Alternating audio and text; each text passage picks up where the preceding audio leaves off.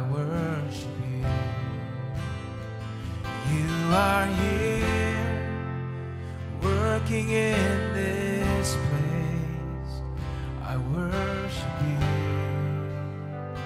I worship you. You are waymaker, miracle worker, promise keeper, light in the darkness.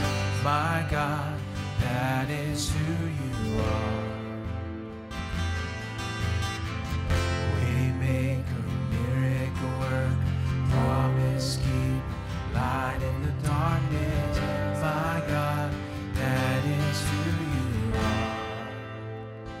You are here, touching every heart. I worship you. I worship you. You are here, healing every heart. I worship you. I worship you. Oh, you are here, turning lives around. I worship you. I worship you. Mending every heart, you are here, mending every heart. I worship you. I worship you. You are waymaker, miracle worker, promise keeper, light in the darkness. My God, that is who you are. Waymaker, miracle worker, promise keeper, light in the darkness. My God, that is who you are. That is who you are. That is who you are. That is who you are. That is who you are. Even when I don't see it, you're working. Even when I don't feel it, you're working. You never stop working. You never stop working. Even when I don't see it, you're working. Even when I don't feel it, you're working. You never stop working. You never stop working. Even when I don't see it, you're working. Even when I don't feel it, you're working. You never stop working. You never stop. Oh, waymaker, miracle worker, promise keeper, light in the darkness. My God, that is who you are. Waymaker, miracle worker, promise keeper, light in the darkness. My God, that is who you are.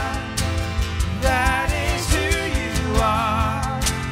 That is who you are. That is who you are. That is who you are. You are waymaker, miracle worker, promise keeper, light in the darkness. My God, that is who you are. That is who you are. That is who you are. That is who you are. That is who you are.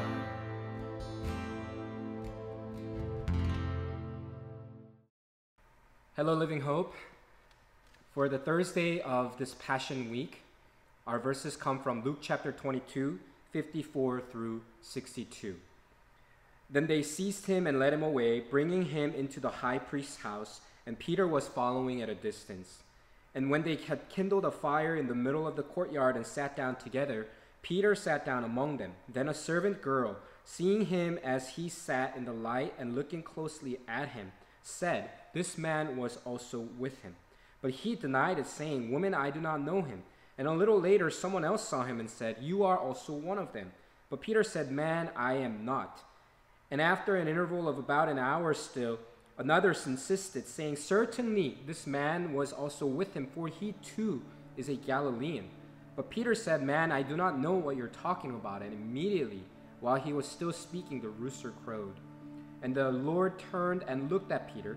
And Peter remembered the saying of the Lord, how he had said to him, "Before the rooster crows today, you will deny me 3 times." And he went out and wept bitterly. Amen. In this story of Peter's denial of Christ, we're told that Peter denied him 3 times. And I observed that in each time there was an important piece of his life that Peter was actually denying. In verse 57, or 6 rather, the servant girl accuses that Peter was with Jesus, and that's what he denies, his relationship with Christ. And in the following, Peter is told that he is also one of them, that he belonged with Jesus, belonged to the church, if you will, and Peter denies that.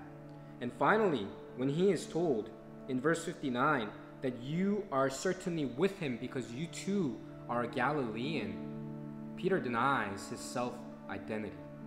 Relationship with Christ, belonging to the church, and even self-identity are the things that Peter ends up denying when he denies Christ 3 times.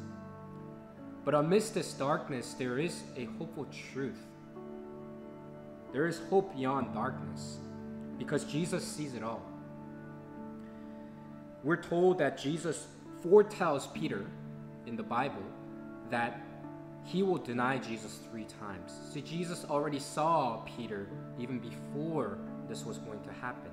And then we're told in verse 61, right when the rooster crowed, Jesus looked at Peter amidst his suffering and carrying of the cross. In that perfect timing, Jesus looked at Peter. Jesus sees it all. You know, when I examine my life, even though I'm a pastor, I spent most of my life denying Christ. As a teenager, I had decided that God is not real, and in college, I just wanted to live a partying, social lifestyle. After graduating, I wanted to follow money and power, wanted to be rich and comfortable and influential as possible. And looking back, I really have to tell you that there are so many opportune moments and incidents and people that God has granted in my life that has drawn me near to Him, makes me believe that Jesus was seeing all of it. And even now, as a pastor, my life is not that different. Even though I may do very different things and I may live for Christ now, the opportune moments and incidents and people that God provides in my life even still makes me believe that Jesus is looking at me in the eyes of love. This is the hopeful truth for all of us today. And that's why there is hope beyond darkness. And I ask that you join us for that hope this Sunday for Easter.